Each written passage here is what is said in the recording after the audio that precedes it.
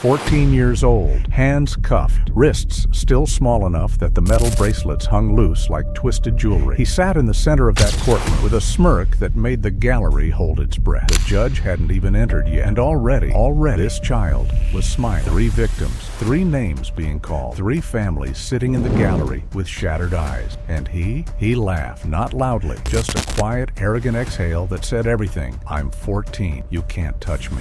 But he was wrong, so terribly wrong, because that same day, evidence would walk through those courtroom doors that would erase every excuse, shatter every shield, and turn a smirk into silence. This is the story of how a mother discovered the truth, and how justice finally caught a predator who thought age made him untouchable. Stories like this remind us that justice always finds its way, even when it's hiding in plain sight. If you believe in accountability and truth, subscribe now and share your thoughts below. We want to know, do you think justice was served? Let's talk about it. This is how it all began. On a quiet suburban street, in a house that looked exactly like every other house on the block, a mother was going about her day.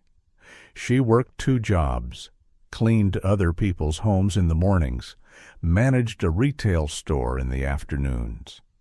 Her son was 14, the age where teenagers grow distant, where bedroom doors lock and conversations become one-word answers. Teachers said he was quiet. Mature for his age, they said, emotionally reserved. The mother nodded and accepted it. This was just what teenage boys did. They pulled away. They built walls. She thought she understood him. She thought she knew what was happening behind that closed door. But she didn't. And one afternoon, while he was at school, she would reach under his desk and find something that would change everything. A phone. Not the phone she knew about. His regular phone, the one he used at dinner. This was different. This was hidden. And when she opened the gallery, when she saw what was inside, her entire world fractured. She didn't call the police immediately. She just sat there, staring, unable to move. The courtroom was silent in the way that only courtrooms can be silent. Not peaceful, not calm. Silent with the weight of truth pressing down on every person in that room. He sat at the defendant's table, 14 years old, with copper braces catching the fluorescent light. His wrists were tiny against the metal cuffs. They'd had to special order them, the guards had said, too small for adult restraints. His hoodie was gray, generic, the kind you could buy at any mall in America. But the way he wore it, slouched and confident, made it look like armor. His mother sat directly behind him, 3 rows back, her hands folded so tightly her knuckles had turned white. She hadn't slept in 4 days.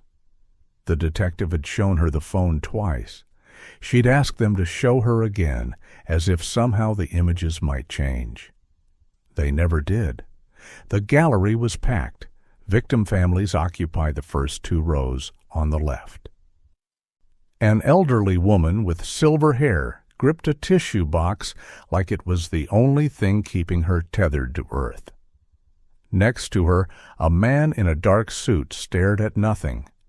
His daughter had been the convenience store clerk, 23 years old. She'd been saving for college. The homeless shelter had sent representatives too, quiet people who carried the weight of their community's loss. No one was crying. Not yet. The tears would come later, in cars and bathrooms and dark bedrooms. But here, in this moment, there was only the sound of the courtroom clerk shuffling papers and the soft hum of the air conditioning system. He didn't look at any of them. His eyes stayed forward, fixed on a point somewhere beyond the judge's bench. That smirk never wavered. When the judge entered, everyone stood. Everyone except him. He remained seated for exactly 3 seconds longer than necessary, a deliberate pause, a calculated disrespect. His public defender immediately touched his shoulder, a warning. He stood then, slowly, like he was doing everyone a favor. The judge's eyes narrowed, but said nothing. Not yet. Procedure first. The prosecutor, a woman with steel in her voice, stepped forward with 3 photographs. They were mounted on foam board, large enough for the entire courtroom to see. 3 faces, 3 names. She read them aloud, and with each name, the families shifted in their seats. The elderly woman's breathing became audible, ragged, and heavy. The prosecutor's voice never wavered. She was a professional at this, delivering tragedy like a recitation. As the names were read, he turned slightly toward his mother and mouthed something. Just a few words. His mother's face crumbled. She brought her hand to her mouth, and for the first time a sound escaped her, something between a gasp and a whimper. Several jurors' heads turned. They were already watching him intently, taking mental notes of every micro-expression, every gesture. This was day 3 of the trial. The jury pool had been carefully selected, screened for bias, examined for their ability to handle the evidence about to be presented. But watching a child, because he was still a child, still had acne scars and the soft features of adolescence. Watching that child mock the process was something no amount of jury selection could prepare you for. The evidence had already been presented in the pre-trial hearings. The phone was the cornerstone. That hidden device contained videos, timestamps, digital breadcrumbs leading directly to his guilt. The police had recovered it from his bedroom. The forensic analysts had extracted data that painted a timeline so precise, so undeniable, that his own defense team had barely mounted a counter-argument. They couldn't. The phone never lied. Digital evidence was immune to emotion, to manipulation, to the kinds of psychological games that sometimes worked in criminal trials. Every pixel of video, every metadata tag, every cell tower ping was a confession written in 1s and 0s. His lawyers had advised a plea deal. The prosecutor had recommended psychiatric evaluation. Everyone with access to the evidence knew what was coming. But he'd insisted on trial. He wanted an audience. He wanted to see their faces, the families, the judge, the jury. He wanted them to know that he'd done it, and that at 14 there was nothing they could legally do to him that would truly matter. He was wrong about that last part, but he didn't know it yet. His mother did. She'd seen the evidence. The detective had walked her through every video, every photograph, every piece of physical evidence that connected her son to 3 deaths. She'd heard the timestamps. She'd seen the locations. She'd watched her child's face, digitally preserved at the moment of his worst decisions, and she had collapsed under the weight of the truth. Now, sitting in this courtroom, watching him smirk like the trial was entertainment, she felt something she'd never expected to feel toward her own child: revulsion. And something worse: relief. Relief that the truth was finally being spoken aloud. Relief that she wouldn't have to carry this secret forever. Relief that justice, in whatever form it took, was coming. The judge cleared her throat and adjusted her glasses. The trial was about to begin. And nothing, not his age, not his smirk, not his mother's love, would protect him from what was coming next. 3 months before that courtroom sat a woman named Sarah. That was her real name, though the media would later refer to her only as the mother. She worked 2 jobs. Every morning at 6:30, she was cleaning other people's homes, bathrooms, kitchens, bedrooms where families slept peacefully, unaware of the darkness growing in her own house. By 1 o'clock, she'd showered and changed into a retail uniform, spending her afternoons standing behind a register, smiling at customers, helping them find what they needed. She came home around 9, sometimes later. Her son, Marcus, would be in his room by then, the door shut, lights off. She'd check on him, just a glance through the crack in the door to make sure he was breathing, still alive, still here. Then she'd collapse into her own bed, exhausted in a way that sleep never quite fixed. 2 jobs, 1 child, and the constant grinding fear that she was failing at both. Marcus had always been a quiet kid. Even as a baby, he didn't cry much. The pediatrician said that was fine, maybe even good. Some children are just naturally calm, naturally reserved. His father had left when Marcus was 3, a story so common it barely qualified as tragedy. Sarah had raised him alone, worked her way up from dishwasher to house cleaner, proud of the stability she'd created. By the time Marcus turned 10, he'd stopped asking about his father. By 12, he barely spoke to her at all. Teachers at school called him mature for his age. They said it like it was a compliment. He's very self-contained, keeps to himself, very focused. Sarah heard it as code for your son is fine, stop worrying. But worry lived in her chest like a stone. She'd read parenting books. She knew that teenage boys pulled away, that emotional distance was normal, that the locked bedroom door was just privacy, just development, just a phase that would pass once he turned 16 or 17. In 7th grade, his English teacher sent home a note. Nothing serious, just a flag. Marcus had written an essay about psychological detachment as a survival mechanism for a creative assignment about dystopian futures. The teacher found it disturbing. Not for its quality, it was brilliant actually, but for its perspective. The protagonist felt nothing, killed nothing, just observed. The teacher suggested a parent-teacher conference. Sarah scheduled one, then canceled it. She rescheduled, then canceled again. What would she even say? That her son was quiet? That he preferred reading about serial killers to typical teenage activities? She'd Googled it. Apparently, that was normal. True crime was popular. Documentary series were everywhere. Netflix had entire categories dedicated to murder.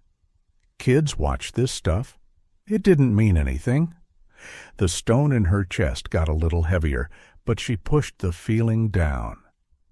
The house they lived in was a small 2-bedroom on Maple Street, a suburb so ordinary it had been used as a filming location for generic American television shows. Tree-lined streets, well-maintained lawns. The kind of neighborhood where people left their garage doors open and neighbors borrowed sugar.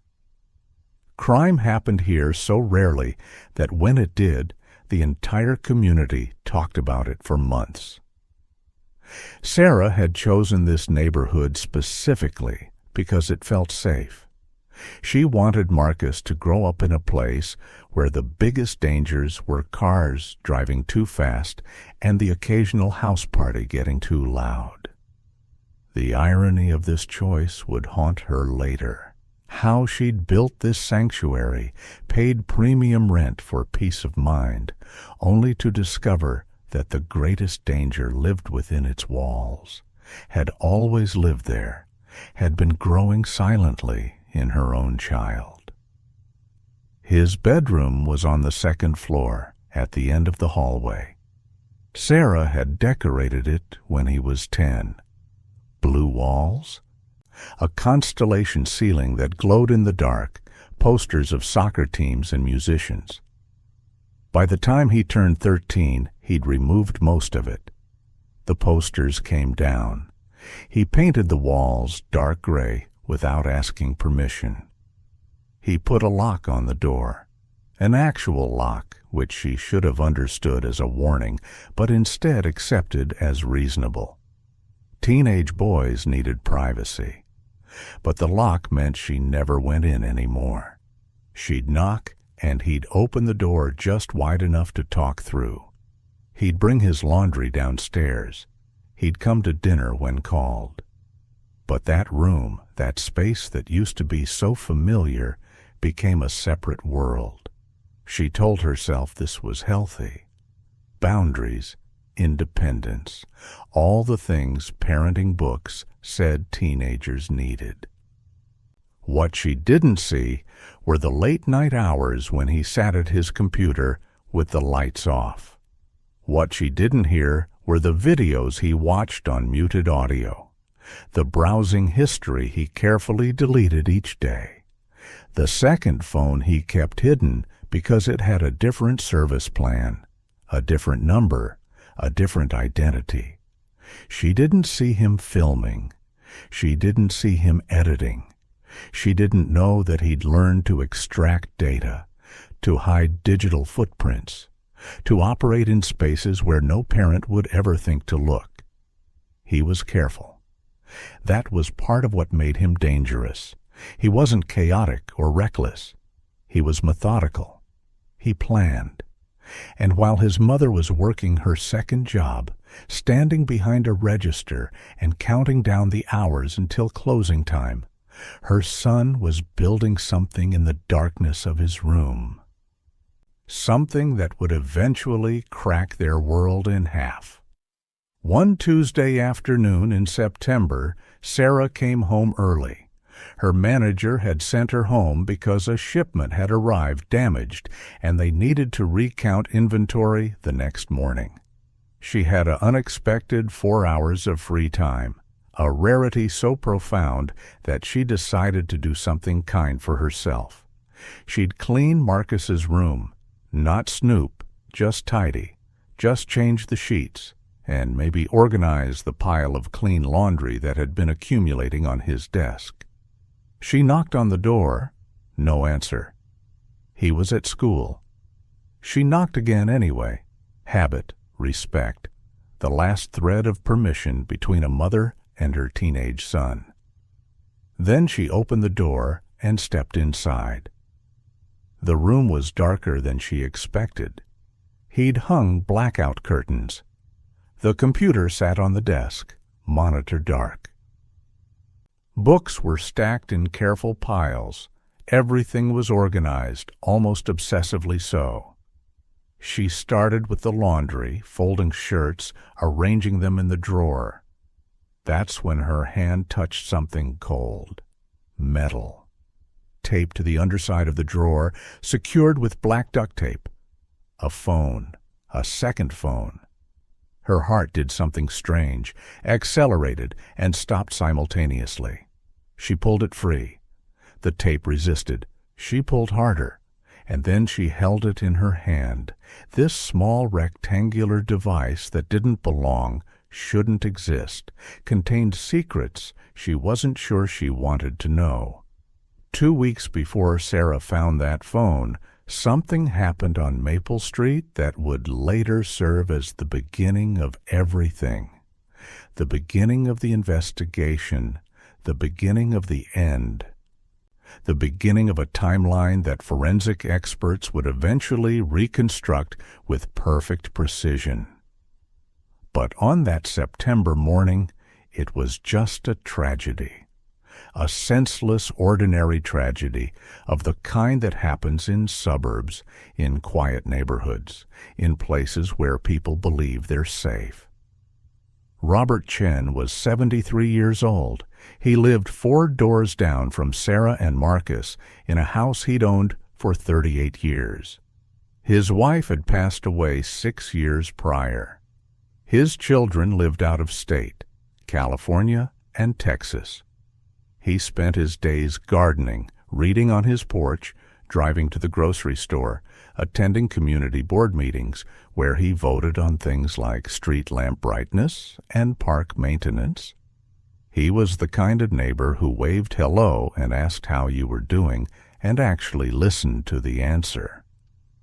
He was unremarkable in the way that safe people are unremarkable, which made what happened to him all the more shocking.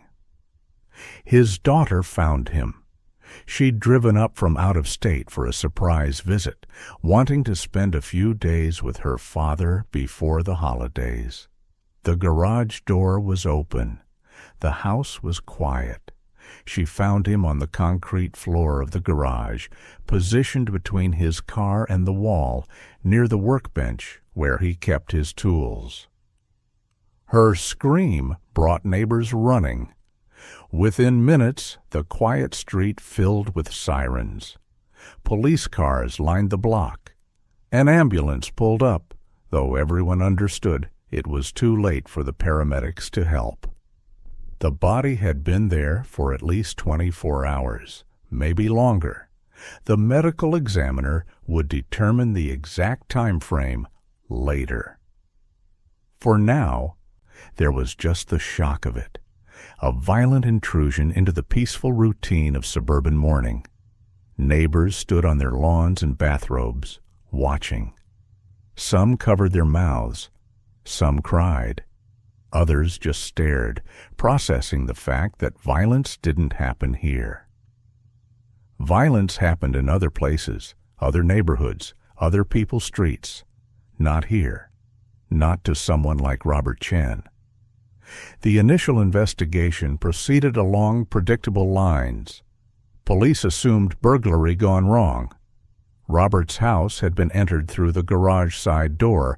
The lock was old, easy to force. A small amount of jewelry was missing from his bedroom, some cash from his desk.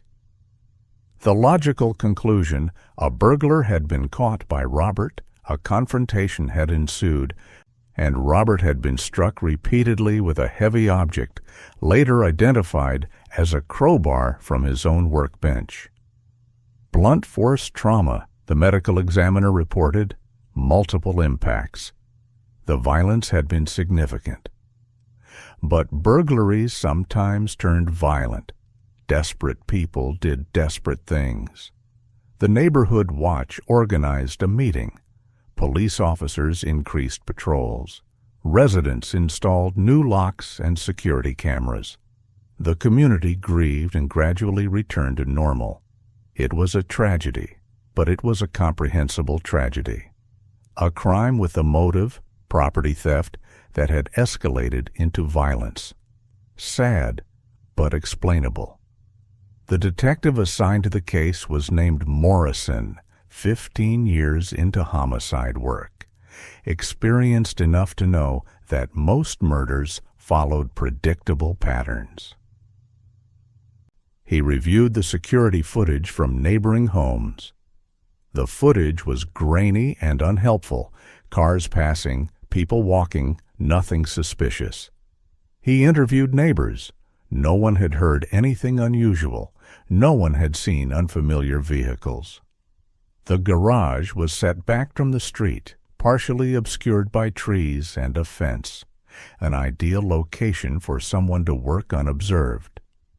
He checked Robert's finances, looking for debts or business disputes. Nothing significant emerged. Robert had lived modestly, paid his bills, had no enemies that anyone could identify.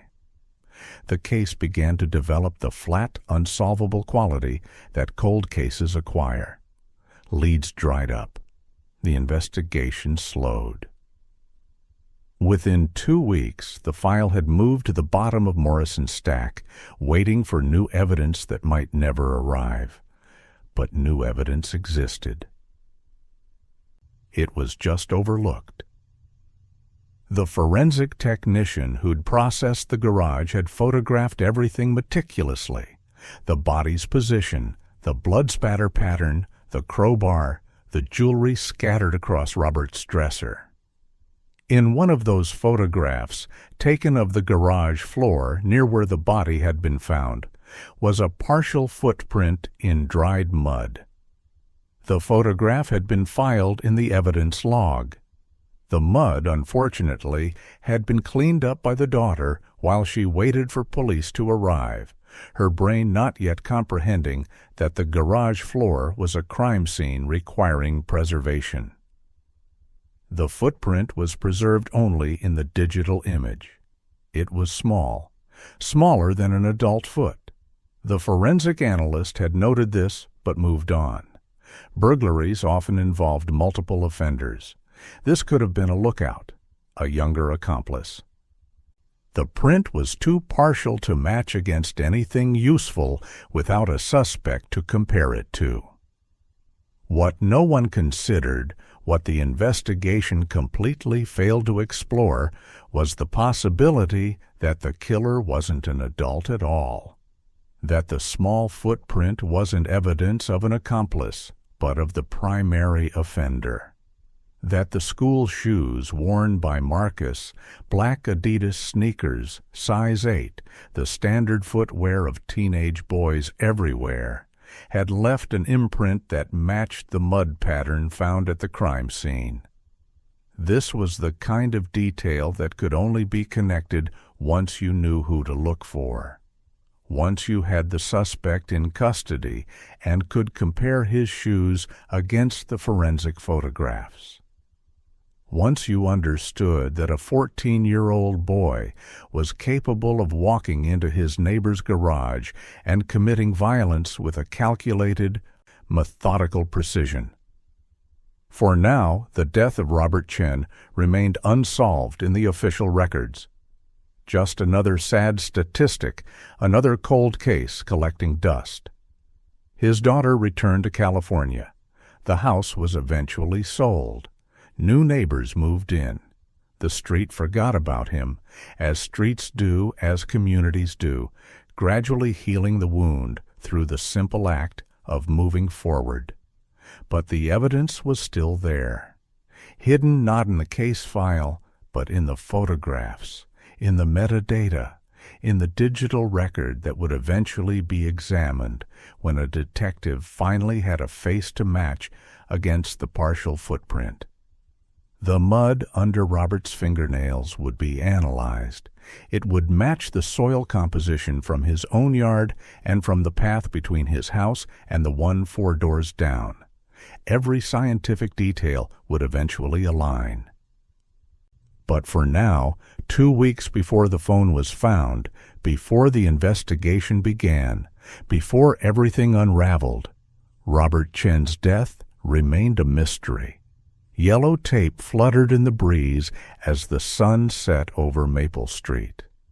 3 weeks after Robert Chen's death, a convenience store clerk named Jennifer Martinez didn't show up for her shift. She worked the graveyard hours at a 24-hour station on the edge of town, the kind of place where the fluorescent lights hummed constantly and the clientele ranged from insomniacs to delivery drivers to people who didn't have anywhere else to be at 3 a.m. Jennifer was 23 years old, studying business administration at community college during the day, working nights to pay for tuition. Her co-workers described her as quiet but reliable. She never called in sick. She was never late. When she didn't show up and didn't answer her phone, the store manager called her mother. Her mother called the police. What they found in the station's storage room behind the counter was Jennifer, positioned among boxes of inventory and cleaning supplies, her body showing signs of blunt force trauma consistent with a heavy object repeatedly applied with significant force. The surveillance footage revealed nothing useful. The camera in the storage room had been deliberately disabled, the wires cut. The store had been robbed. The register was empty. But the robbery appeared to be incidental to the real motivation. Jennifer had been killed with intensity and precision. The murder had been personal in its execution, even if the killer had no actual connection to the victim. The detective assigned to Jennifer's case was named Huang, 12 years into homicide work, sharp enough to recognize that something felt off about this particular crime. Convenience store robberies were common. Convenience store robberies that escalated into murder were less common but not unprecedented. What struck her as unusual was the brutality. Most robbery murders, in her experience, were either quick, a shot, a stab, or panicked, happening in the moment when the victim fought back. This wasn't that. This was sustained violence. This was overkill in a literal sense. Someone had continued to strike Jennifer's body long after she was incapacitated, long after she was dead. This suggested rage or obsession or something else entirely, a complete absence of empathy, a willingness to inflict damage for its own sake. Huang filed her report and, almost as an afterthought, made a note. She flagged the case file for potential connection to other unsolved homicides in the area, a standard procedural step. She didn't expect to find anything. She was wrong. 2 days later, a body was discovered beneath an underpass on the south side of town. The victim was an unhoused man named David Willis, approximately 45 years old, though his actual age was difficult to determine because he'd lived on the streets for the better part of a decade. He was known to the social services community, had been offered shelter multiple times, had consistently refused. He preferred the freedom of the streets to the structure of shelters. He preferred solitude to community. He was quiet, apparently, kept to himself, didn't bother anyone. He was the kind of person that society gradually becomes invisible to, not through any fault of his own, but because invisibility is what communities offer to the poor and the lost. Finding him dead took longer than it should have. A jogger discovered him on a Tuesday morning, positioned in a drainage area beneath the overpass, partially obscured by debris. His injuries were extensive. Blunt force trauma, the medical examiner reported, consistent with the kind of violence that suggested multiple impacts from a heavy object. The same pattern as Robert Chen, the same pattern as Jennifer Martinez. Detective Huang's notes had already flagged the connection. Within 12 hours, both cases had been pulled from separate files and placed on the same desk. A pattern was emerging. 3 victims, 3 different locations. 3 completely different circumstances, but identical injury patterns, all within 3 weeks of each other. All showing evidence of excessive violence, sustained brutality, and what forensic psychologists would later describe as signature behavior, the marks of a killer imposing his will on his victims not because the violence was necessary, but because the violence itself was the point. The task force that formed around these 3 cases was small initially.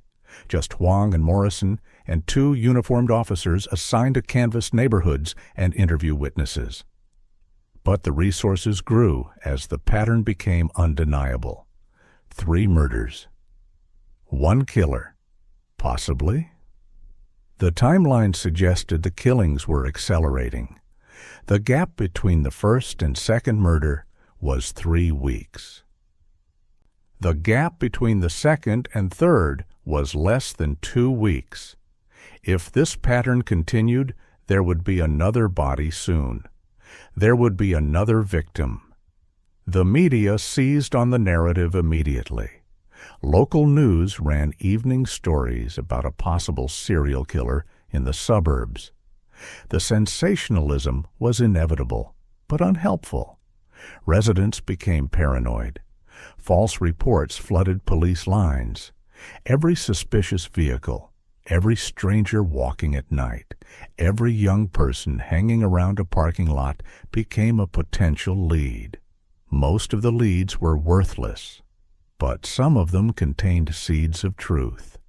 A neighbor reported seeing a hooded figure walking down Maple Street late at night. No description, no identifying details, just a shape in the darkness. Another report came from a clerk at the convenience store, who mentioned that a younger-looking person had been in the store earlier that evening, dressed in dark clothing, but had left without buying anything. He'd seemed to just be observing, she said, looking around, noting exits. She hadn't thought it was suspicious at the time. Now, with Jennifer Martinez dead in the storage room, she wondered if she'd seen the killer. The task force began mapping the crime scenes. They were scattered across the city. No obvious connection between the locations. They began interviewing everyone connected to the victims, looking for overlaps, looking for a common factor that might reveal motive or opportunity. But Robert Chen and Jennifer Martinez and David Willis had nothing in common except that they were dead, and they'd all been killed by someone who clearly wanted them to suffer. Huang found herself lying awake at night, staring at the ceiling, trying to construct a psychological profile of someone willing to hunt strangers and end their lives with sustained, calculated violence. The killer was organized. The crime showed planning, methodical execution, careful covering of tracks. The killer was young, probably, based on the strength suggested by the injuries and the apparent comfort with being on the streets at night, in places where teenagers would be less conspicuous. The killer was intelligent, likely, because he hadn't left obvious forensic evidence at any of the scenes. And the killer was accelerating, his timeline compressing, suggesting either increasing confidence or increasing desperation. 3 chalk outlines on 3 different stretches of concrete, one hand responsible for all of them. And somewhere in the city, that hand was preparing to reach out again. The question was only when. The breakthrough came not from detective work, but from digital record-keeping. Huang had requested surveillance footage from every business within a 2-mile radius of the convenience store where Jennifer Martinez was killed. The footage was extensive, hours and hours of video that would need to be reviewed frame by frame, a task that fell to junior officers and civilian volunteers from the community. Most of it was useless, time-stamped footage of people buying gas, people walking dogs, people conducting the ordinary business of living. But buried in that footage, in the hours immediately before and after Jennifer's death, was a figure. The quality was poor, grainy, indistinct. The kind of image that surveillance cameras captured when lighting was dim and the target wasn't stationary. But the figure was there, a hoodie, dark clothing, a height that suggested someone young, someone small, someone whose proportions didn't match the typical adult profile. The figure appeared in footage from 3 different locations that evening, moving through the neighborhood with apparent purpose, eventually disappearing in the direction of the convenience store. Morrison, reviewing the same footage, recognized the gait. There was something distinctive about the way the figure moved, economical, controlled, the movement of someone comfortable being on the streets late at night. Most people moved differently after dark. They hurried, or they were hesitant, or they displayed some kind of awareness that they were exposed. This figure moved like the darkness was familiar, like being out at night was simply part of their routine. Morrison flagged the footage and requested a forensic analyst to enhance it, to extract any details that might be useful. The analyst worked for 8 hours, using software to sharpen the image, to correct for lighting, to pull out any identifying marks or characteristics. The result was still imperfect, but it was clear enough. Small build. Young face, barely visible beneath the hoodie. Something about the set of the jaw, the slight arrogance in the posture, the way the figure paused to observe surroundings before moving. Morrison felt the first genuine tension of the case. This wasn't random. This was someone comfortable being the hunter. The cell tower data came back from the phone companies, a massive data set containing thousands of entries showing which towers had pinged at what times. But the task force had specific times and locations. They knew when Jennifer died. They knew where. They could cross-reference the tower pings with that data and extract patterns. A phone, or multiple phones, had pinged towers near all 3 crime scenes around the times of the murders. The signal patterns were distinct. One phone in particular showed up at each location. Different times, different dates, but the pattern was unmistakable. Someone carrying that phone had been at Robert Chen's house. That same phone had pinged towers near the convenience store. That same phone had been active near the underpass where David Willis was found. The forensic analyst pulled up maps showing the tower coverage and the signal patterns. The phone was moving through the city with intention. It was moving like someone hunting. It was moving like someone who killed. But there was a problem. The phone plan associated with the tower pings didn't connect to any name on the initial investigation. It was a burner phone purchased with cash at a convenience store across town.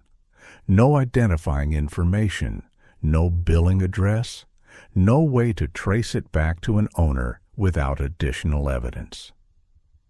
The investigators submitted requests to the phone company for any video surveillance from the store where it was purchased. The footage showed a figure in a hoodie buying the phone. Young, small, but the image was pixelated and imprecise, not useful for identification without a suspect to match it against. But useful for confirmation. Useful for establishing that someone young had deliberately planned to be untraceable, that someone had prepared for this, that someone had thought ahead. The shoe print from Robert Chen's garage? Garage resurfaced in Morrison's mind. He pulled the forensic photographs again, examining the partial imprint captured in the mud. Small, approximately size 7 or 8. The type of shoe print that could belong to someone young, someone not yet fully grown.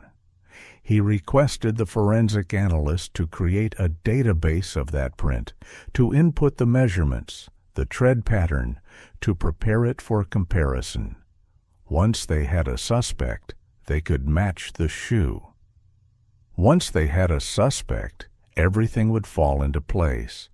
The partial footprint, the cell tower data, the surveillance footage, the identical injury patterns, the tool marks on the crowbar found at Robert Chen's house. All of it would connect to a single person. But they didn't have a suspect yet. They had breadcrumbs, they had patterns, they had digital evidence that pointed toward someone young, someone careful, someone methodical enough to plan and execute 3 murders while covering his tracks. What they needed was a name. Huang sat in her apartment, surrounded by case files and photographs, trying to construct a profile of someone willing to hunt strangers. Young, intelligent, organized, comfortable with violence. No apparent connection to the victims, suggesting he was hunting for the act of hunting itself. No obvious motive except perhaps notoriety. The detective noted something in her files, something that would become significant later. She wrote, "The killer wants to be remembered. He's not hiding from us. He's showing us what he's capable of. He's waiting for us to notice." She didn't know then how correct that assessment was. She didn't know that the killer had documentation of his crimes, that he had videos, that he had preserved evidence of his actions in ways that went beyond the physical and entered the digital, that he had, in his own arrogance, created a perfect record of everything he'd done. The cursor on Morrison's computer blinked, waiting for a name. The databases were ready. The comparisons could be made. The only thing missing was the suspect. The only thing preventing the breakthrough was one final piece of evidence, and that evidence was currently hidden under a desk drawer in a room with blackout curtains, secured with black duct tape, waiting to be discovered by a mother too exhausted to understand what she'd found. Sarah sat on the edge of Marcus's bed, the hidden phone in her trembling hands. She'd found it nearly an hour ago, but she hadn't turned it on. She'd just held it, feeling the weight of it, understanding on some level that opening it would change everything. That knowledge existed in her body before her mind could fully process it. The rational part of her brain suggested reasonable explanations. Maybe it was just a phone he'd borrowed from a friend. Maybe it was his father trying to contact him secretly. Maybe it was something innocent that she was making sinister through her own paranoia. But her hands wouldn't stop shaking. Her breath came in shallow gasps. Some part of her, the part that knew her son better than anyone else on earth, already understood. She pressed the power button. The phone came to life. No password, no security, just open access to whatever was inside. The home screen was clean, minimal, with only a few applications visible. No social media, no games, just a photo gallery and a video app and a notes application. Sarah's thumb hovered over the photo gallery. Her entire body was trembling now. She pressed it. The gallery opened, showing thumbnails in a grid. Photographs, videos, timestamps. She enlarged the first image. It took her several seconds to understand what she was looking at. A photograph of a street she recognized. Maple Street, their street, Robert Chen's house visible in the background. The photograph was dated 3 weeks ago, before Robert Chen's body was found, before the police came to the neighborhood, before the yellow tape. She switched to video, clicked the first file. It opened immediately, and what Sarah saw in that video, what she watched unfold in the phone's small screen, in the darkness of her son's bedroom, alone except for the ghost of a person she'd thought she knew. It destroyed her in ways that would take months to understand. The video showed her street, early morning, a man walking toward the house, an older man, Robert Chen. The video was filmed from the sidewalk, from hiding. The perspective was fixed, stabilized, suggesting a tripod or careful handheld work. The filmmaker was patient, allowing Robert to pass, waiting, and then following him. Following him toward the garage. The video continued. Sounds. The violence was not shown, but the sounds were there, and her son's voice, quiet and calm, narrating. Subject compliance low. Proceeding with containment protocol. Her son, her 14-year-old boy who still had baby fat on his cheeks and braces on his teeth, speaking like a scientist conducting an experiment.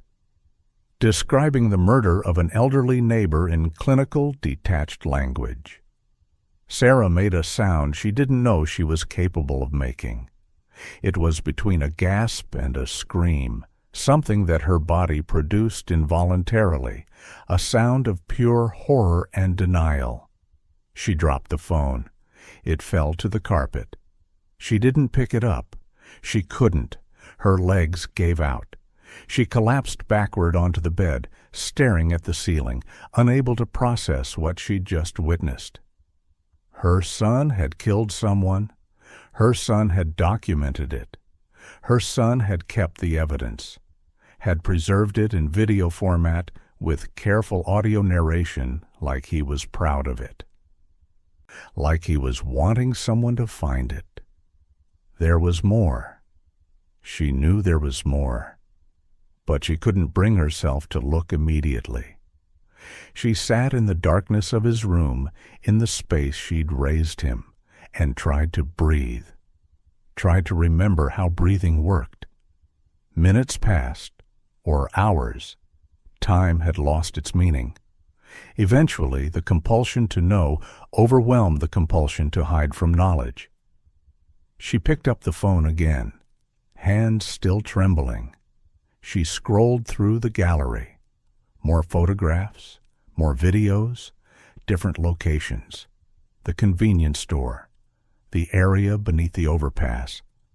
She saw videos of 3 different people, 3 different deaths, 3 different crime scenes, all documented with the same calm precision, all narrated by a voice she'd heard every day of her life, the voice of her son, speaking about the violence he'd committed like it was no more remarkable than describing the weather. One video contained something else. After the crime scene footage, after the narration about containment and subject elimination, there was footage of Marcus himself. He was sitting at his desk, wearing a hoodie, looking directly at the camera, looking directly at her, though he couldn't have known she would ever see this. His expression was entirely empty, neutral, not happy, not sad, not human in any way she understood. He was speaking. This is documentation of my progression. This is proof of my capability. This is the record of what I can do. They will find this eventually, and they will understand that I was not sick or troubled or broken. I was choosing. Every action was chosen. Every death was chosen. Every moment was intentional. I am not a victim of circumstances or psychology or environment. I am simply what happens when someone decides to act, when someone decides that the normal rules don't apply to them. He smiled then, a small smile, completely empty. And he reached toward the camera, and the video ended. Sarah couldn't move, couldn't think, couldn't do anything except sit in the darkness and hold a phone that contained the confession of her son's monstrosity.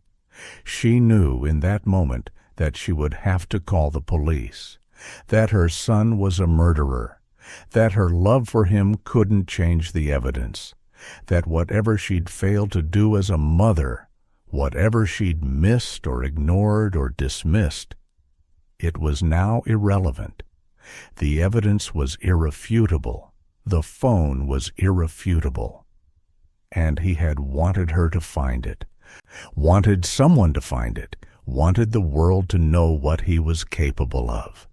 She brought the phone to her chest and wept, and the phone, still in her hand, slipped and fell to the floor, the screen illuminating the darkness with a soft blue glow.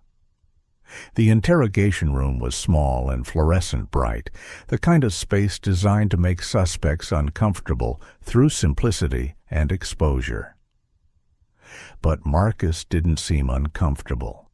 He sat across from Detectives Morrison and Huang with his hands folded on the table, a posture that suggested patience, a posture that suggested he was waiting for something. He'd been read his rights. His mother had been contacted. A public defender had been assigned and was sitting to his left, occasionally leaning over to whisper reminders about not speaking without permission. But Marcus wasn't speaking recklessly. He was speaking carefully, choosing his words with precision, speaking like someone who had prepared for this moment. The interrogation was being recorded, the audio and video capturing everything for later analysis, for the trial, for the record.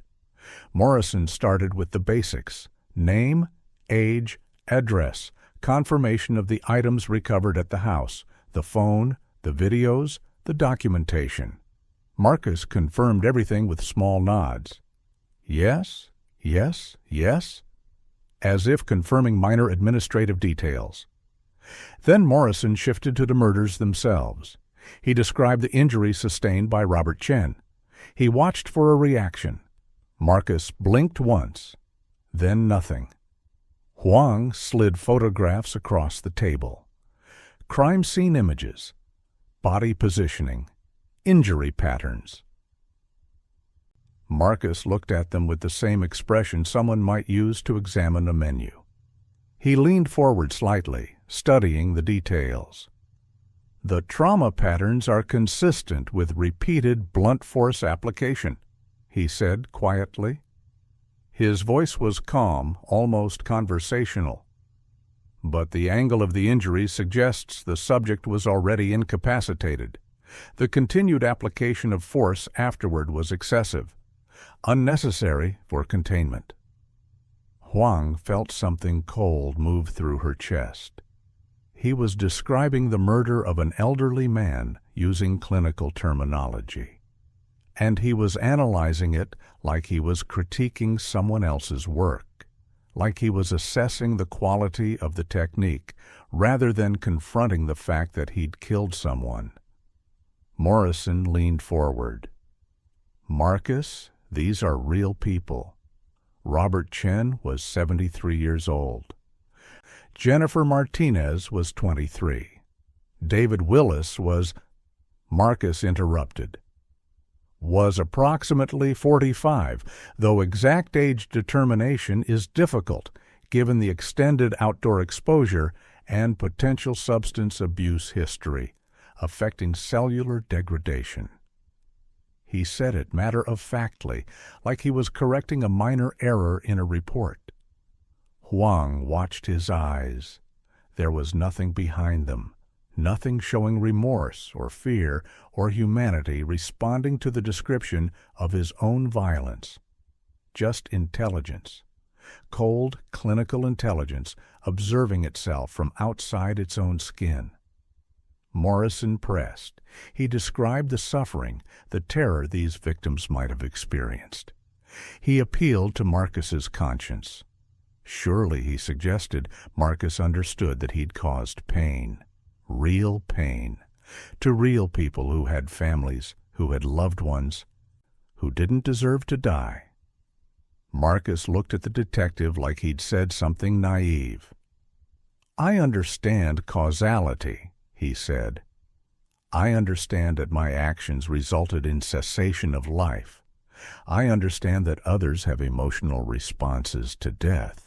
But my understanding of those emotional responses is not the same as experiencing them. Intellectually, I recognize that their families will experience grief. But I don't experience sadness about that. The emotional response is not present in my psychology. Whether that makes me sick or simply different is probably a matter of definition. His public defender put a hand on his shoulder, a warning. Marcus acknowledged it with a small nod and said nothing more. But the damage was done. The interrogators had heard him articulate his own psychopathy.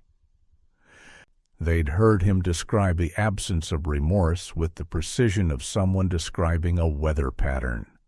No anger, no denial, just acknowledgement of his own inability to feel what the detectives were suggesting he should feel. When they pressed him on why he'd documented the crimes, why he'd kept the videos, why he'd preserved evidence that would inevitably be found, Marcus's answer was revealing. "I wanted to be remembered," he said simply. Most people live and die without significance. They exist, and then they cease to exist. The world continues without them. But I wanted a record to show that I existed, that I was capable of acting in ways that others found significant. The documentation serves the purpose of creating permanence. When I'm gone, the videos will remain.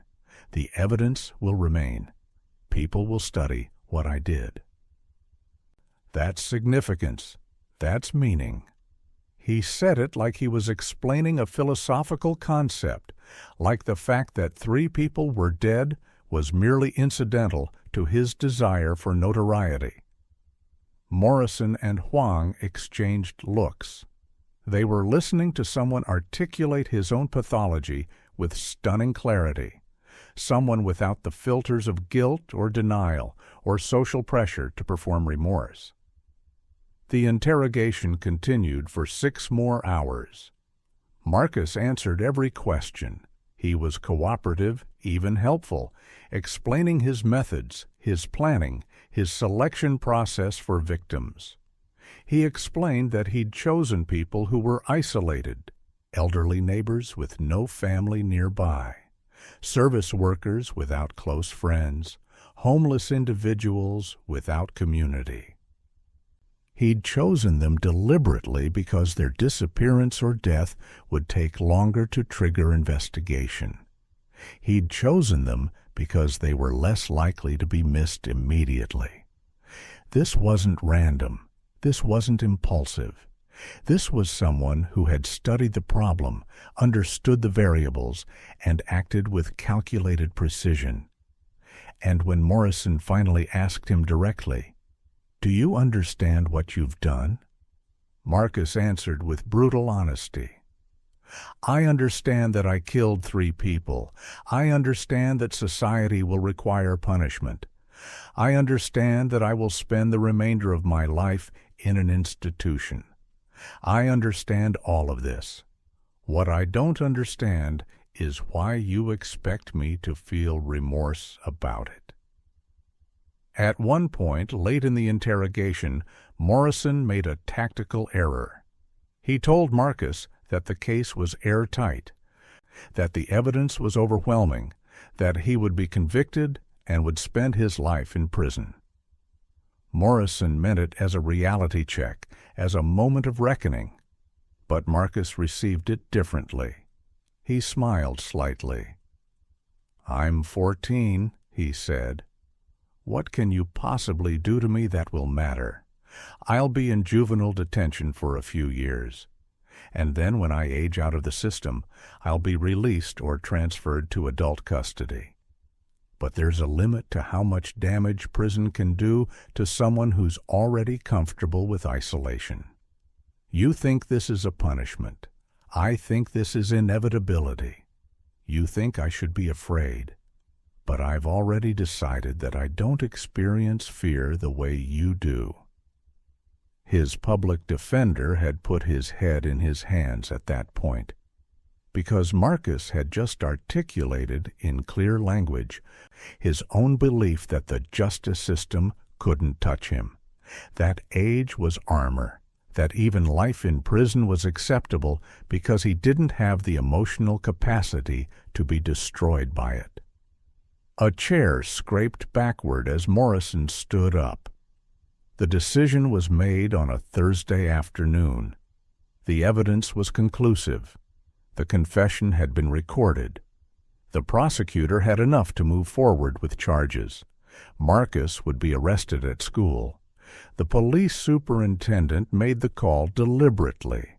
They would take him during the school day, publicly, in front of his peers. It was partly tactical. It prevented any possibility of him running. It prevented any chance of him destroying additional evidence. But it was also symbolic. The message was clear. You are not above accountability. You are not untouchable. You are a child, and you will face the consequences of your actions in front of everyone. The arrest was coordinated with the school administration. Teachers were notified. Parents would be told after Marcus was in custody. The media would be held back until he'd been processed, but everyone understood that the story was going to break, that within hours, every news outlet in the city would be reporting on the teenage triple killer arrested at his suburban high school. Marcus was in chemistry class when two police officers appeared in the doorway. The teacher, Mrs. Patterson, had been notified in advance, but still felt her heart rate spike when she saw the uniforms. The classroom fell silent immediately. Teenagers had an instinct for drama, for recognizing that something significant was happening. One student in the back row started filming with his phone. Within seconds, 3 other students were filming. Mrs. Patterson should have told them to stop. She should have confiscated the phones. But she was frozen, watching as the officers approached Marcus's desk and told him to stand. Told him he was under arrest. He stood calmly, without resistance, without emotion. He allowed them to cuff his hands in front of him, another deliberate choice by the officers, avoiding the more aggressive behind-the-back restraint. He was a child. He would be processed as a child. They were treating him with the professional courtesy due to any arrestee, which made the contrast even more stark. A 14-year-old boy in a school uniform, hands in cuffs, being led from a chemistry classroom while 30 other teenagers watched and filmed. As he walked down the hallway toward the exit, students pressed against the walls, staring. Some had their phones out, some were crying. The realization was spreading through the school like wildfire. Marcus Chen had killed people.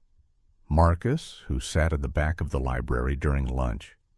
Marcus, who was quiet in class. Marcus, who was the kind of student you'd forget about 5 minutes after he left the room.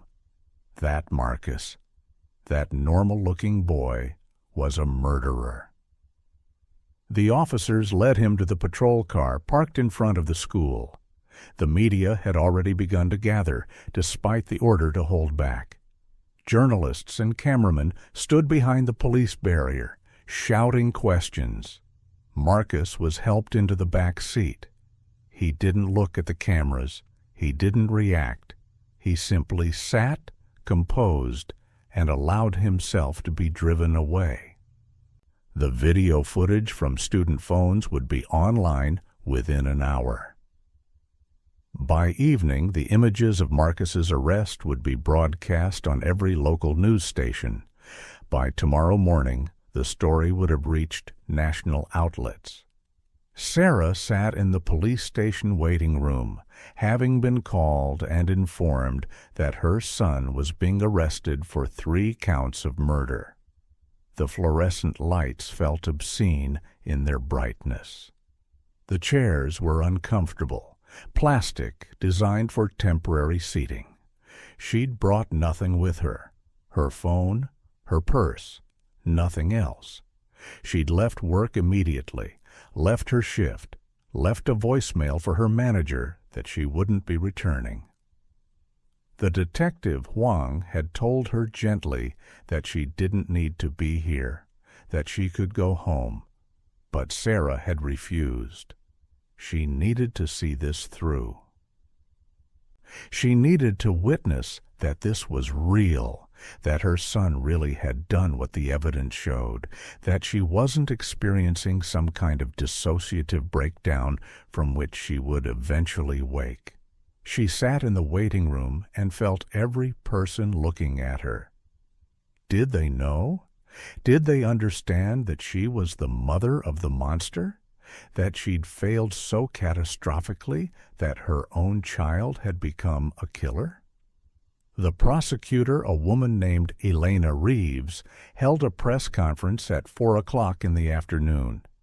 She stood at a podium with the police superintendent on one side and several detectives on the other.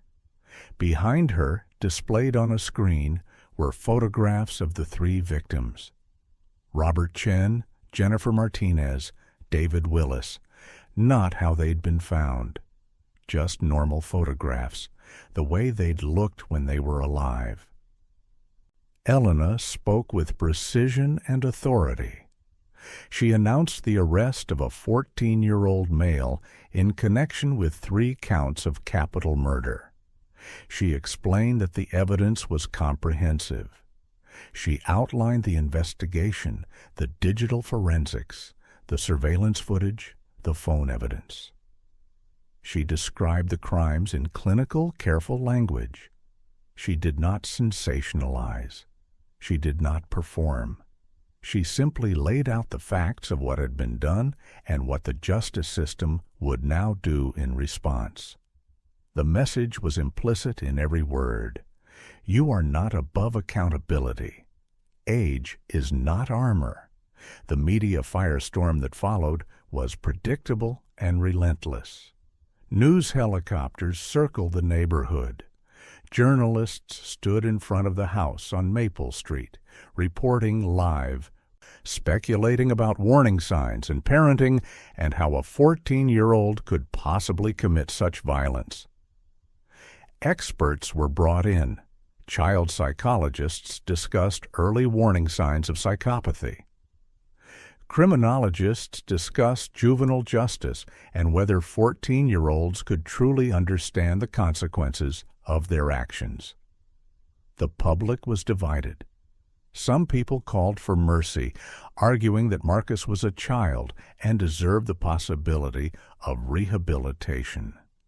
Others called for severity, arguing that the brutality of the crimes transcended age, that justice demanded the harshest penalty available.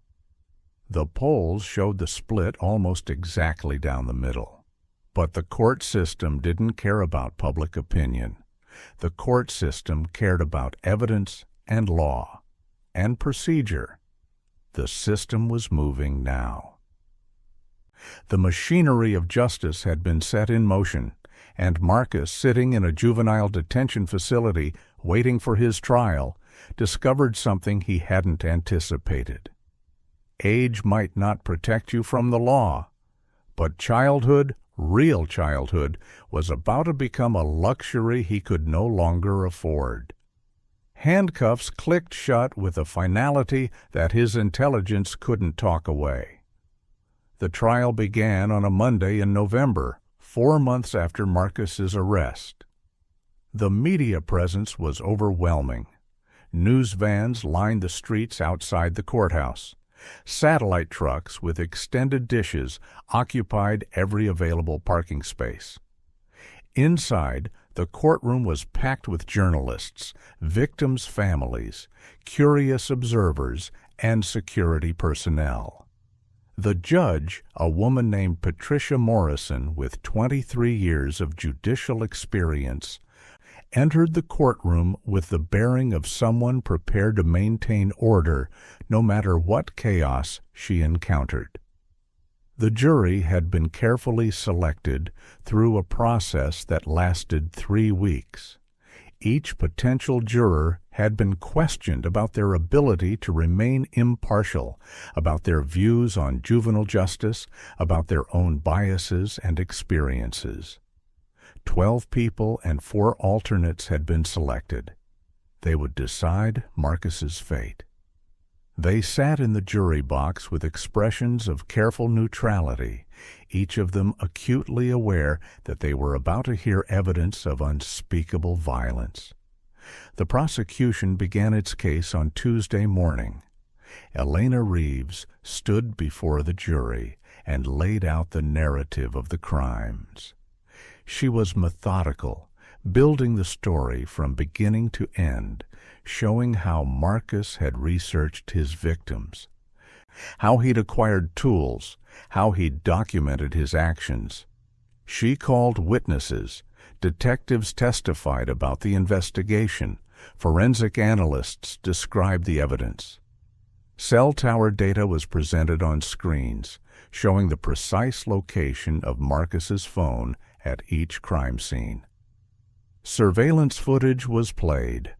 The gymnasium-like quality of the courtroom seemed to press down on everyone present. But Marcus displayed no visible reaction. He sat at the defense table with his public defender, a man named Robert Torres, and occasionally took notes or whispered comments to his attorney. His expression remained neutral, unaffected, like he was observing proceedings that didn't concern him. Then the prosecution called the first victim's family member, Robert Chen's daughter, whose name was Michelle, took the stand and testified about discovering her father's body, about the shock, about the realization that violence had entered their lives in the form of a teenager who had no connection to her father, no motivation beyond the desire to kill. She wept while testifying.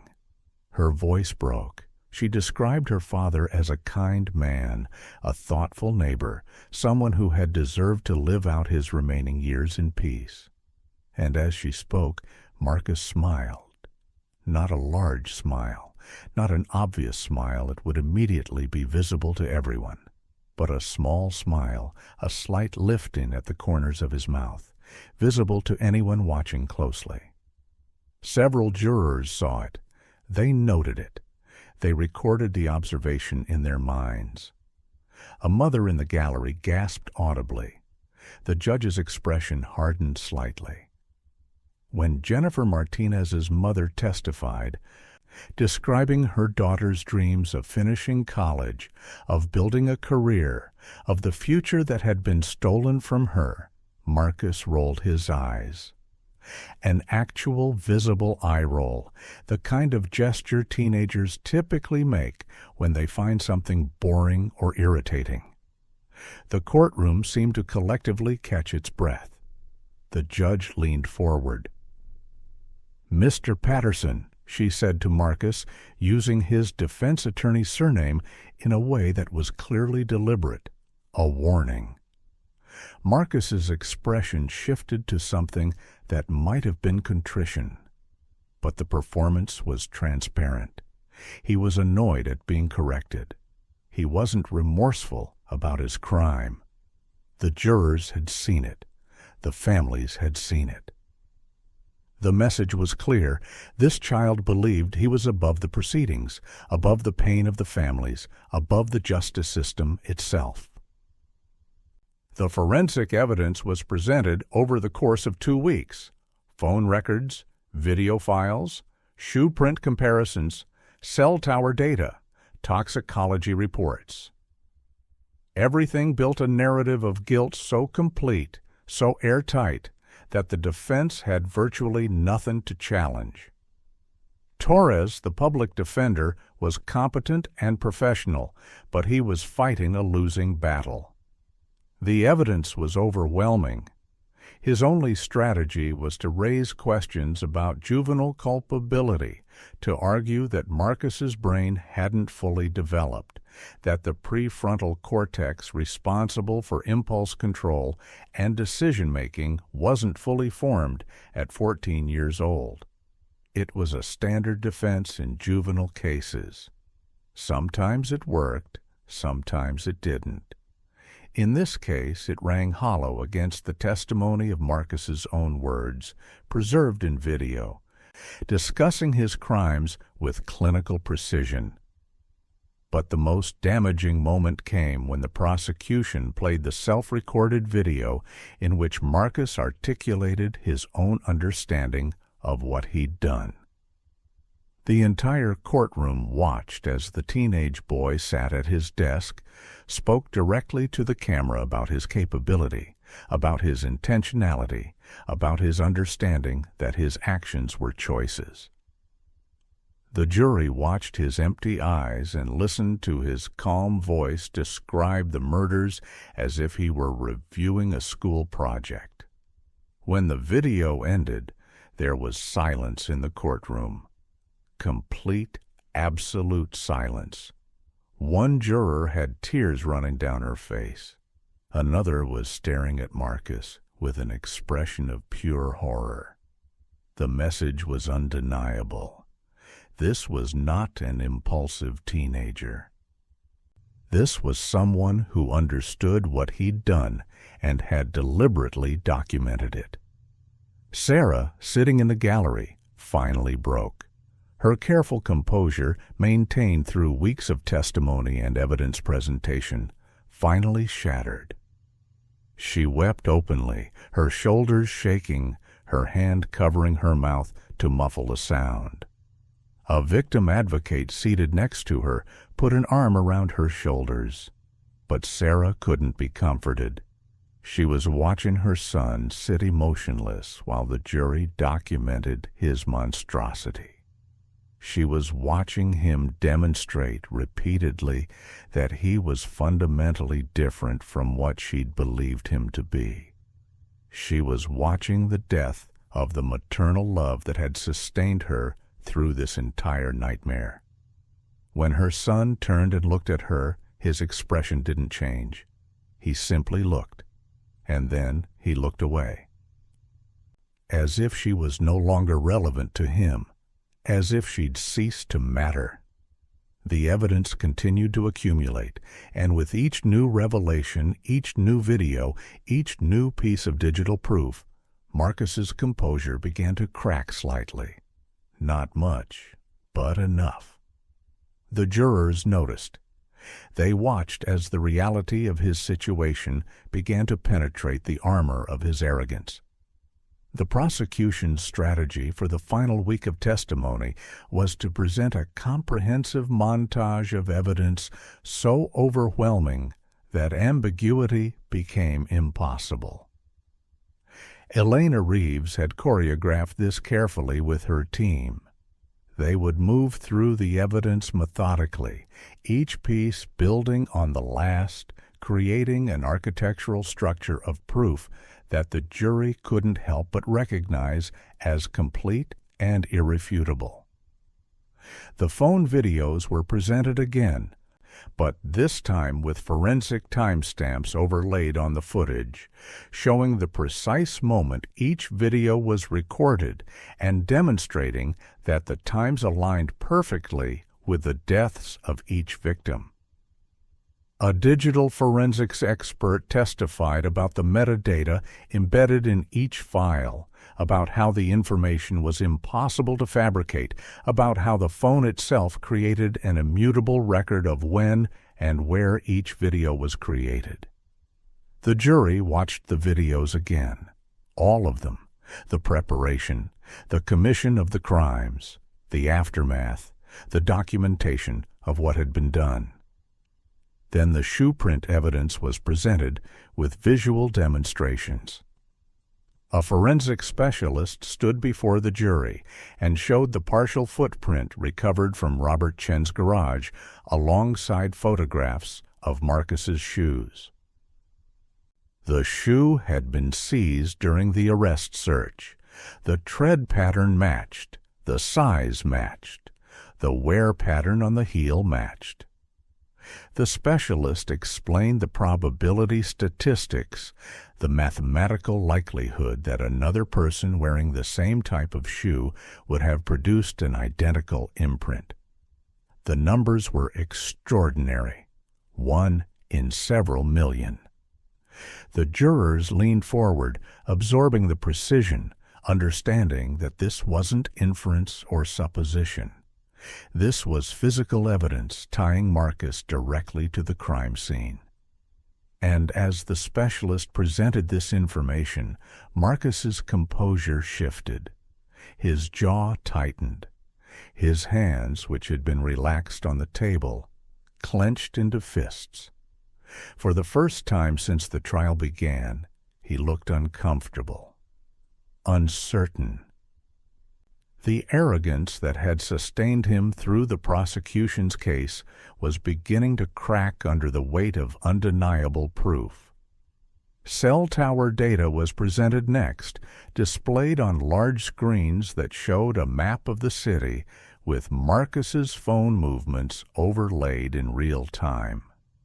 The jury watched as a digital representation of his phone pinged towers near each victim's location on the dates and times of the murders. The animation was clean and compelling. It showed Marcus's phone starting at his house, moving toward Robert Chen's neighborhood, lingering, then returning home. Days later, the same pattern repeated toward the convenience store. The data was irrefutable. It was not testimony that could be challenged or contradicted. It was physics, it was mathematics. It was the objective recording of movement through space and time. The prosecutor turned to the jury. "The phone doesn't lie," she said simply. "It can't lie. It records what happened." The videos that Marcus had recorded inside the stores, the ones he'd preserved with such careful documentation, were presented in their entirety. Not the graphic portions which the judge had ruled too prejudicial, but enough. The jury saw Marcus's perspective as he filmed his approach to victims. They heard his calm narration. They watched as the reality of his methodical planning became crystalline. He had researched, he had selected targets, he had prepared tools, he had documented. This wasn't a crime of passion. This wasn't something that happened in a moment of rage or lost control. This was calculated, premeditated, the kind of crime that suggested genuine intent to kill. And the jury understood, as they watched these videos, that they were looking at the authentic documentation of a killer's own mind. They were seeing how he thought. They were witnessing the precise absence of emotion that made him capable of what he'd done. Marcus was visibly shaken now. His public defender noticed. Torres put a hand on his shoulder, a gesture that was part warning and part comfort, but Marcus didn't seem to respond to it. He was watching the jury. He was seeing their faces as they processed the evidence. He was recognizing, perhaps for the first time since his arrest, that his intelligence hadn't saved him, that his documentation, which he'd created to prove his capability, had instead become a perfect record of his guilt, that the phone he'd preserved so carefully had transformed from a tool of pride into the instrument of his conviction. His face had gone pale. His breathing was shallow and rapid. He was experiencing, finally, the reality of consequence. The reality that had seemed so abstract to him when he was recording his crimes, so theoretical when he was being interrogated by detectives, suddenly became concrete. He was going to be convicted. The jury was going to find him guilty. And whatever age-based protections he'd believed would shield him were about to become irrelevant. In the gallery, Sarah sat with her hands clasped so tightly her nails were drawing blood from her palms. She was watching her son's composure collapse. She was watching him understand that his arrogance had been a miscalculation, that the justice system, despite his beliefs, was actually going to hold him accountable, that the smirk he'd worn into the courtroom was about to disappear forever, replaced by the genuine fear of someone realizing that consequences were no longer abstract or theoretical. They were imminent, they were absolute, they were inevitable. The prosecutor paused, allowing the jury to absorb everything they'd heard. The prosecution rested its case on a Friday afternoon. The defense presented its arguments about juvenile culpability and the incomplete development of adolescent brains. The jury had heard from experts about neuroimaging and decision-making and the neurological basis for impulsivity in teenagers. It was all technically accurate. It was all professionally presented. And it was all completely irrelevant against the backdrop of Marcus's own videos, his own words, his own articulation of intentional choice. The judge informed the jury that they would begin deliberations on Monday morning. The weekend stretched ahead like a held breath. No one was under any illusions about how this was going to end. The evidence was too complete, the confession too clear, the documentation too thorough. Monday would bring a verdict, and with it, sentencing. But there was one more witness, one more voice that needed to be heard before the jury retired to decide Marcus's fate. Sarah had been contacted by the prosecutor's office 3 days earlier. Elena Reeves had explained that Sarah had the right to give a victim impact statement if she chose to. The prosecutor had been careful not to pressure her. Some parents couldn't do it. Some parents couldn't stand in front of a courtroom and speak about their own child's violence. But Sarah had known immediately that she needed to do this, that she owed it to the families, that she owed it to the victims, that she owed it to herself. So on Friday afternoon, after the defense had finished its arguments, Sarah was called to the stand. She walked forward slowly, her legs uncertain beneath her. She was sworn in. She sat in the witness chair and looked out at the courtroom. Her eyes found the families of the victims, the elderly woman who'd lost her father, the mother who'd lost her daughter, the individuals from the homeless shelter who'd lost a member of their community. "My name is Sarah Chen," she began, and her voice was barely above a whisper. "I'm Marcus's mother." The courtroom was absolutely silent. Every person in that room understood that they were about to hear something significant. A mother confronting what her child had done. I want to start by saying that I'm sorry. I'm deeply, truly sorry to the families of Robert Chen, Jennifer Martinez, and David Willis. I'm sorry that your loved ones are gone. I'm sorry that they were taken by my son. And I'm sorry that nothing I can say will bring them back or ease the pain you're experiencing. She paused, gathering herself. Behind her, Marcus stared forward, his expression unchanged. But Sarah could see his hands. They were trembling slightly. He was afraid. Finally, truly afraid. "I've spent the last 4 months asking myself how I missed this," Sarah continued. "How I failed to see what was happening in my own home. How I could share a house with someone capable of this violence and not recognize it. The truth is, I did see signs, but I didn't understand them. When his teachers said he was distant, I accepted it as normal adolescence. When he locked his door, I respected his privacy. When he withdrew from me emotionally, I told myself it was just teenage development. I was working 2 jobs. I was exhausted, and I made the choice, consciously or unconsciously, to not look too closely at things that made me uncomfortable. Her voice broke slightly. I failed to protect these people because I failed to see my son, and I will carry that failure for the rest of my life. She turned slightly toward Marcus. I want to say something to my son. Marcus, I don't recognize you. The person who committed these crimes is not the child I raised. Or perhaps he is, and I simply didn't know him. Perhaps I was so focused on being a good mother that I failed to be an honest one. A mother who would have asked harder questions. A mother who would have looked more carefully. A mother who would have understood that love isn't enough, that protection isn't enough, that providing a home and food and education isn't enough when you're raising someone capable of this. She paused.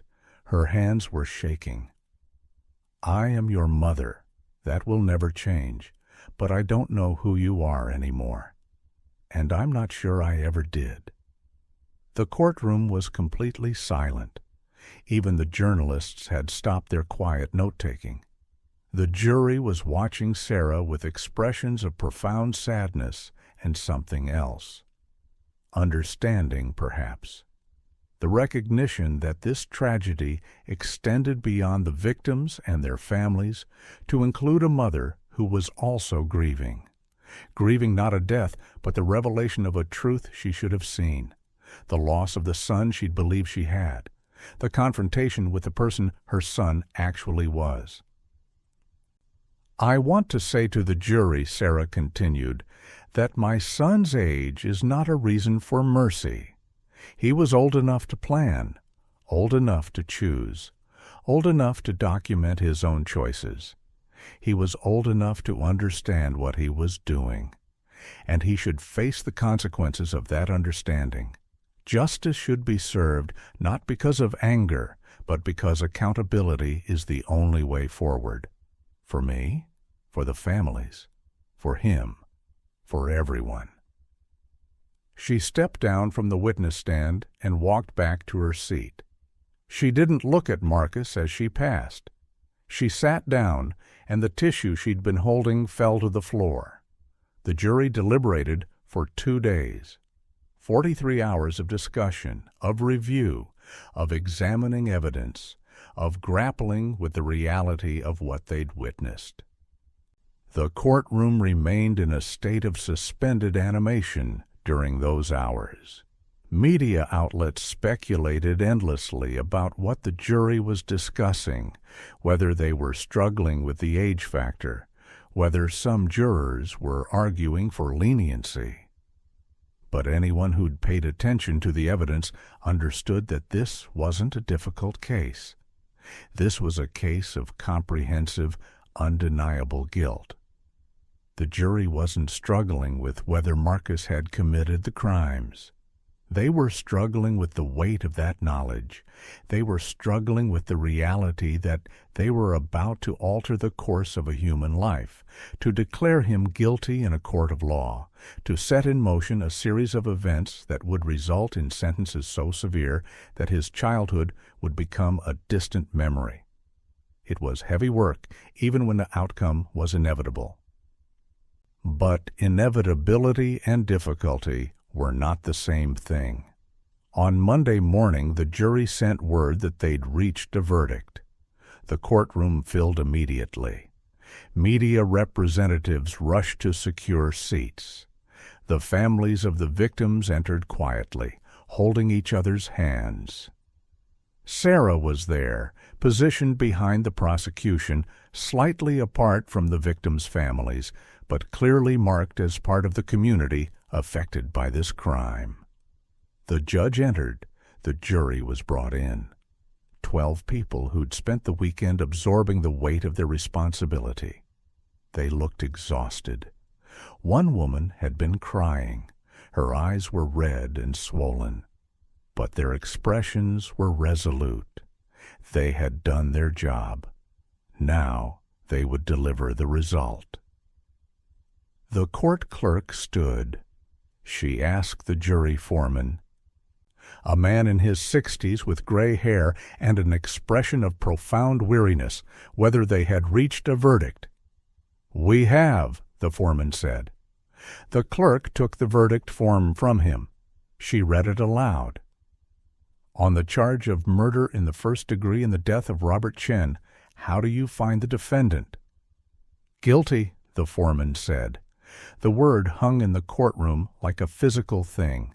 One juror wiped her eyes. Another stared straight ahead, expressions fixed in stone. "On the charge of murder in the first degree in the death of Jennifer Martinez, how do you find the defendant?" "Guilty." "On the charge of murder in the first degree in the death of David Willis, how do you find the defendant?" "Guilty."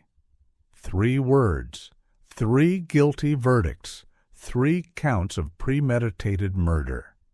The courtroom erupted with sound, gasps, some quiet crying, the rustle of journalists gathering their materials. The judge banged her gavel once, twice, 3 times, calling for order. And in that moment, Marcus's composure finally shattered. The arrogance that had sustained him through the trial, the intellectual armor that had protected him through the interrogations, the belief that age would shield him from real consequences, all of it collapsed at once. His face went white, his mouth opened slightly.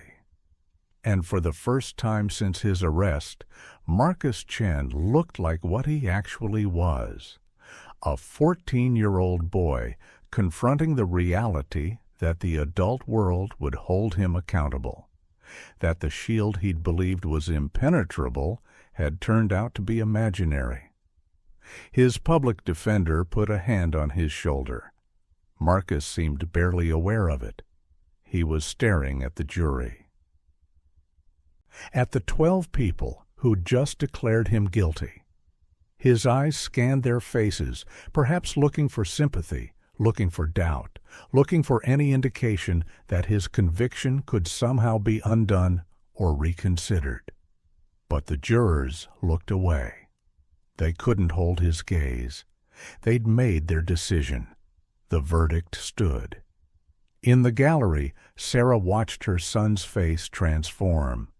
She watched the moment when he understood that everything had changed, that childhood protections no longer applied, that the legal system, despite his beliefs, despite his intelligence, despite his arrogance, had convicted him based on overwhelming evidence. She felt something shift inside her chest.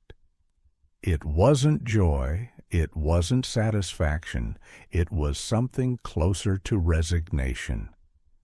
The moment she'd been dreading had arrived.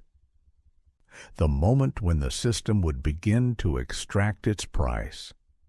The judge ordered that sentencing would occur in 3 weeks. She allowed time for the preparation of a pre-sentence investigation report, a comprehensive document examining Marcus's background, his family history, his psychological evaluation, his potential for rehabilitation. It was a standard procedure, but everyone understood that the document's conclusions were likely to be damning. 3 weeks for prosecutors to prepare their sentencing recommendations. 3 weeks for the defense to gather character witnesses and evidence of Marcus's capacity for change. 3 weeks of suspension before the final judgment would be delivered. The jury was dismissed. The judge thanked them for their service, acknowledging the difficulty of their work. She instructed them not to discuss the case with anyone until after sentencing. And then she looked directly at Marcus. Her expression was not cruel, but it was unambiguous. "The defendant will remain in custody pending sentencing," she said. "Next appearance will be November 28th at 9 o'clock in the morning." The gavel came down, and with it came the sound of finality. 3 weeks passed like a held breath. The pre-sentence investigation had been completed. It was, as expected, damning. The psychological evaluation concluded that Marcus exhibited traits consistent with antisocial personality disorder, a complete absence of empathy, and a sophisticated understanding of social manipulation. The evaluating psychiatrist had noted that Marcus presented no indicators of remorse or desire for rehabilitation. He had been cooperative during the evaluation only because cooperation served his interests. When it didn't, he became evasive. His background, reviewed comprehensively, showed no obvious trauma or abuse. He came from a stable home. He'd been fed and clothed and educated. He'd had a mother who loved him, who worked to support him, who had provided every material advantage within her means. The absence of excuse became almost as damning as the evidence itself. There was no story of deprivation or abuse to explain what he'd done. There was only a choice, a deliberate, calculated choice to kill. The courtroom on November 28th was packed beyond capacity. Standing room only. News cameras lined the back wall, recording everything. The judge entered at exactly 9 o'clock. Marcus was brought in from holding, dressed in a suit that had been provided by the defense team. The suit was meant to make him look respectable, civilized, capable of existing within normal society. But the suit couldn't change the reality of what he was. He sat at the defense table, and for the first time, Sarah noticed that he looked small. Not physically small. He hadn't shrunk, but diminished somehow. The arrogance that had animated him had been replaced by something closer to resignation. He'd spent 3 weeks in custody, 3 weeks of reality, 3 weeks of understanding that the courtroom victory he'd anticipated, based on his belief in the protection of age, had never materialized. The system had convicted him. The system was about to sentence him, and no amount of intelligence or planning could change that. The prosecutor presented her sentencing recommendation first. Elena Reeves stood and requested that the court impose the maximum possible sentence. She outlined the aggravating factors, the premeditation, the calculation, the documentation, the complete absence of remorse. She spoke about the victims and the permanent impact their deaths had on the community. She spoke about the necessity of accountability. And then she looked directly at Marcus. The defendant believed that age would protect him, that being 14 made him untouchable, that the legal system had no authority to meaningfully punish him. The sentence of this court today will demonstrate that he was wrong. That age explains nothing when cruelty is chosen as a path. The defense presented its arguments for leniency. Marcus's attorney argued that his brain was still developing, that the prefrontal cortex responsible for decision-making wouldn't fully mature until his mid-20s, that rehabilitation was theoretically possible if given proper treatment and time. The arguments were technically sound, neurologically accurate, completely insufficient against the backdrop of Marcus's own words and actions. The defense also called character witnesses, teachers, neighbors, people who'd known Marcus before the crimes. They spoke about his academic abilities, his quiet demeanor, his lack of obvious warning signs. But their testimony only highlighted the tragedy of the situation. A bright child, a child with potential, a child who had chosen to become something monstrous. Then the judge spoke. Judge Morrison had presided over hundreds of cases in her career. She'd sentenced murderers and thieves and people driven to crime by desperation and circumstance. But this case had affected her in ways she'd rarely experienced. She looked down at Marcus from the bench, and her expression was sad but implacable. "Mr. Chen," she began, "you have been found guilty of 3 counts of murder in the first degree. You have been convicted based on evidence that was overwhelming and irrefutable. You documented your own crimes. You narrated your own guilt. You created a perfect record of your own capacity for violence. And then you left that record for someone to find, as if you wanted the world to know what you were capable of." She paused, gathering her thoughts. "In my 30 years on this bench, I have sentenced many individuals for serious crimes. Some of them were driven by desperation. Some by mental illness, some by circumstance and bad luck and wrong choices made in moments of chaos. But you are different. You are someone who chose violence deliberately, who planned it carefully, who executed it methodically, and who documented it obsessively.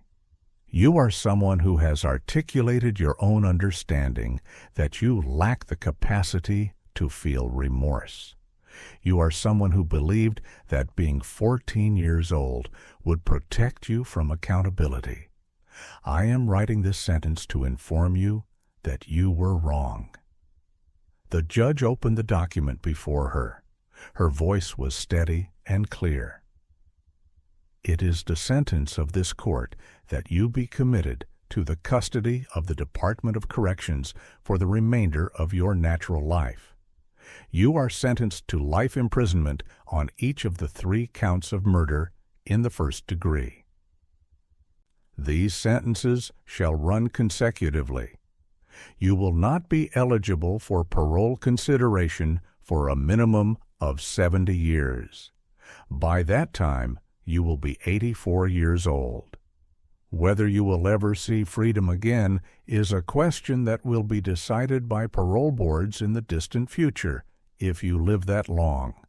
But it will not be decided by me today." She struck her gavel. The sound echoed through the courtroom. And for the first time since his arrest, Marcus Chen wept. Not from remorse. His tears came from the realization that his arrogance had cost him everything, that the shield of age had been illusion, that the adult world had held him accountable in the most absolute way possible. He cried silently, his shoulders shaking, his face finally showing something approaching human emotion. But it was too late. The gavel had struck. The sentence had been delivered. The smirk was gone forever. Outside the courthouse, on the steps where media outlets had positioned themselves for maximum visibility, the families of the victims spoke. They spoke one by one, each of them reading carefully prepared statements. Michelle Chen, Robert's daughter, stood at the microphone with her hands trembling slightly. "My father was a good man," she said. "He didn't deserve what happened to him. No one deserves that.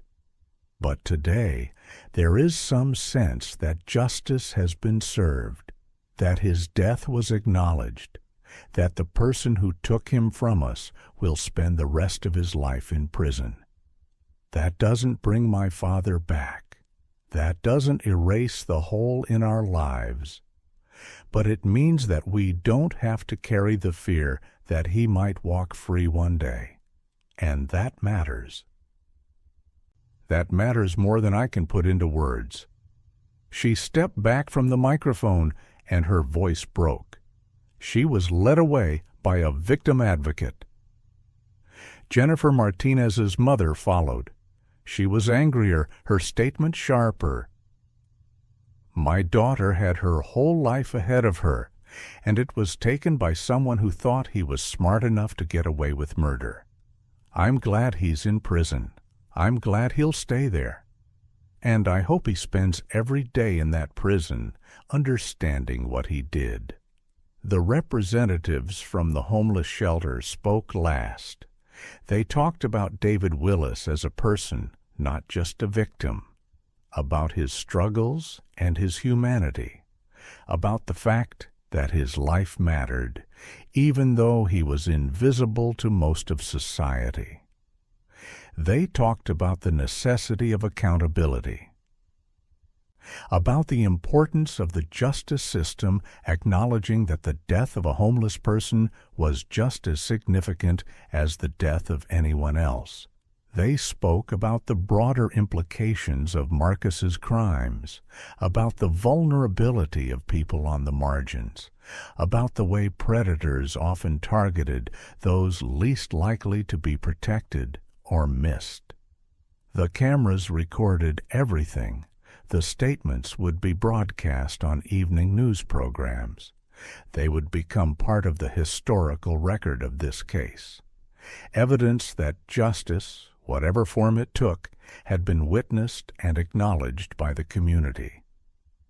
Sarah didn't make a statement. The prosecutor had asked if she wanted to, but she'd declined. She couldn't stand in front of those cameras and speak. Not yet. Not when the wounds were still so fresh, still so raw. Instead, she left the courthouse through a side exit, accompanied by a victim advocate who'd been assigned to help her navigate the aftermath of her son's conviction. Sarah had made a decision in the 3 weeks between conviction and sentencing. She was going to relocate, not immediately. She had logistics to handle, her job to leave, the house to sell. But within 6 months, she would move to a different city, a different state if possible. She couldn't stay on Maple Street. She couldn't pass Robert Chen's house every day. She couldn't see the neighbors who used to wave hello before they knew who her son was. She couldn't exist in the space where she'd failed so catastrophically to see the truth about the person she'd raised. The community response was complex and multifaceted. 3 victims' families had created a memorial fund in the names of Robert Chen, Jennifer Martinez, and David Willis. Local businesses contributed. Community organizations held fundraisers. The goal was to establish a scholarship for students interested in criminal justice or victim services, to create something positive from the tragedy. A local park was renamed in memory of the 3 victims. A plaque was installed. Flowers were left there regularly. People came to remember, to grieve, to process the fact that violence had happened in their quiet, safe neighborhood. The illusion of suburban security had been shattered. Everyone understood now that evil didn't announce itself, that it lived quietly among them, wore a school uniform, had a mother who loved it, went to chemistry class. The realization was unsettling in ways that lingered. The media discussion that followed sentencing was intense and divided. Some outlets praised the sentence as appropriate and necessary. Others questioned whether life imprisonment was too harsh for a 14-year-old, even one who'd committed such terrible crimes. Think pieces were written by criminologists and child psychologists and legal experts. The recurring question was whether Marcus's sentence represented justice or necessity. Was it mercy disguised as severity, a way to protect society from someone deemed too dangerous to ever be released? Or was it a failure of the system to offer true rehabilitation to a child, however damaged that child might be? The debate raged in op-ed sections and late-night television and college classrooms. But the debate was academic. Marcus was in prison. The verdict was final. The sentencing was complete. The question of whether it was right or wrong became almost irrelevant compared to the reality that it was done. Sarah attended therapy twice a week. She sat in a small office with a counselor named Dr. Patricia Morris and talked about guilt and failure and the ways that love had proven insufficient to prevent catastrophe. Dr. Morris reminded her that children were not their parents' creations. That responsibility and blame were not the same thing. That Sarah could accept the truth of what her son had done without accepting complete responsibility for it. It was a process, healing, understanding, finding some way to exist in a world where her child was a murderer and she was the mother of that murderer. The two identities would never fully separate. They would forever be intertwined. Sarah had a son. And that son was capable of terrible things. Both of these truths were real. Both of them would shape the rest of her life. In the distance, candles burned in the park. People left flowers on the memorial plaque. The names of 3 victims were read aloud in community gatherings. And in a prison cell, a 14-year-old boy who thought he was going to be untouchable began to understand the true weight of consequence. Not as punishment delivered by others, but as the daily reality of his own choice, crystallized into a sentence that would outlast his childhood, his adolescence, his entire youth. We began this story with a smirk. A 14-year-old boy sitting in a courtroom with his wrists in cuffs too large for his frame, his expression one of absolute confidence that the system couldn't touch him. He was young, he was smart. He was convinced that age was armor, that intelligence was invulnerability, that the rules applied to everyone except him. He walked into that courtroom believing that documentation of his crimes was proof of his superiority. That preserving evidence of what he'd done was a sign of his greatness. That the adults in the room would recognize his capability and be forced to acknowledge him as something beyond their comprehension. He thought he would win. Or perhaps he thought that losing didn't matter, that even prison couldn't truly damage someone like him. He was wrong about everything. The evidence removed every shield he believed he possessed. Every video he'd created became a confession. Every photograph he'd taken became proof. Every timestamp, every piece of digital data. Every careful documentation transformed from tools of pride into instruments of his conviction. The intelligence he'd relied on couldn't outsmart forensic science. The planning he'd done couldn't override the permanent record of his actions. The arrogance that had sustained him crumbled when he saw the jury's faces, when he understood that they weren't impressed or intimidated. They were horrified. They were unmoved by his youth or his intelligence. They were simply disgusted. And in that disgust was the beginning of his true punishment, not the sentence, not the prison, but the understanding that he had miscalculated so fundamentally that his own cleverness had become the mechanism of his downfall. Justice didn't rush to find him. It took time. It required investigation and evidence collection and the careful work of detectives and forensic experts. It required a mother brave enough to report what she'd found. It required a community willing to testify. It required a jury willing to do difficult work. The system moved at its own pace, methodical and patient, and in the end it arrived at certainty. There was no doubt. There was no ambiguity. There was only the undeniable truth that a 14-year-old boy had killed 3 people and had documented his own crimes. The system held him accountable not because he was young, but because the evidence was incontrovertible. Not because he was special, but because what he'd done demanded response. Justice came for him in the form of a gavel striking wood, in the form of a jury speaking the word guilty 3 times, in the form of a judge delivering a sentence that would span the remainder of his natural life. The smirk is gone now. It disappeared somewhere between verdict and sentencing, replaced by the face of someone understanding that consequence is not theoretical, that arrogance is not armor, that being 14 doesn't make you untouchable, that intelligence doesn't exempt you from accountability, that the world, despite what you believe about yourself, operates according to rules that apply to everyone.